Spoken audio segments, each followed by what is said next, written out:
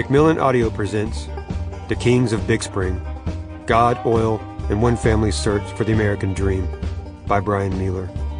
Read for you by the author.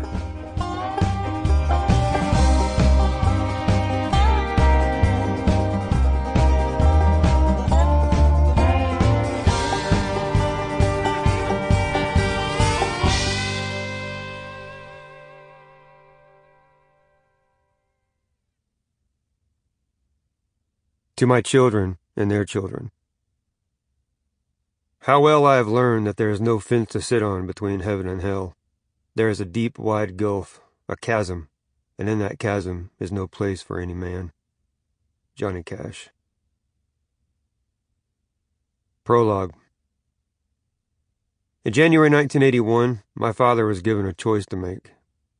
He was 27 years old, with a wife and 3 children, and for most of his adult life, he'd struggled to find his niche.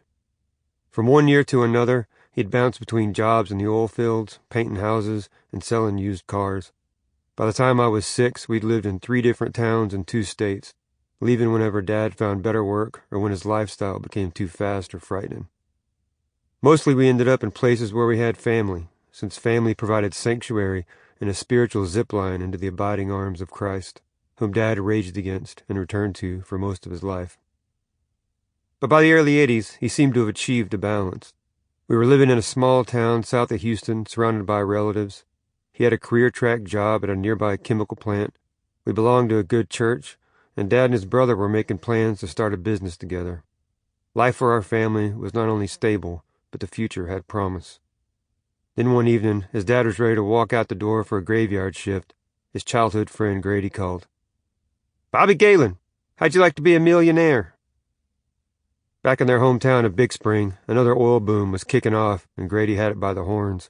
He was looking for a partner. They were going to get rich. For Dad, it was the biggest decision he ever had to make, but it was an easy one. Although he never put much stock in the notion, somewhere in his mind he was trying to shake what my family had always called the Mealer luck. We could trace it back to Ireland, where it rose from the sacked estates and spilled blood of our ancestors, then followed us across the ocean and down through the generations, whispering its name whenever forces greater than us, ones we didn't see coming or fully understand, left us busted and picking up the pieces. And in better times, and there were many, it reminded us what not to take for granted. Nearly a century had passed since we had struck west from Appalachia to settle the raw country, in a time when America was still young. Like others around us, we were eager to put down roots and start something better, to help build this nation during its greatest century.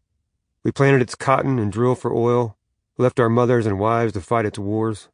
We prayed for peace and rain, and thanked God when the streets filled with trucks and men, and a sour smell on the wind promised meat on the table. And when our sons didn't come home, we endured it. When the oil and cotton went away, we moved and started again. Only in Texas was there enough space for so many second acts. Along these roads, of course, there was life. Love and heartbreak, sin and redemption, small victories and unbearable tragedy, and laughter when little else could save us. We drew our strength from the enduring power of our own flesh and blood. My family story is like the stories of so many others who came looking for their own square of soil and promise of America. It is a story both of Texas and how this country came to be. And for us, it begins in a Georgia hollow after the Civil War, with a man facing his own fateful decision. Part 1. Chapter 1. John Lewis leaves the hollow and heads west. A child is born. The boll weevil comes to Texas. In the spring of 1892, my great-grandfather John Lewis Mealer left his home near Sharp Top Mountain in the foothills of the Georgia Blue Ridge and headed west in the direction of his brother. He was in his early 20s, unmarried, and had begun to feel the closeness of the hollow in new and unsettling ways. Lately, there had been trouble between the moonshiners and revenuers. Some of the boys who kept their stills near the creek had organized for vengeance, donning black hoods and setting fire to homes of suspected informers. The honest man's friend and protector, they called themselves.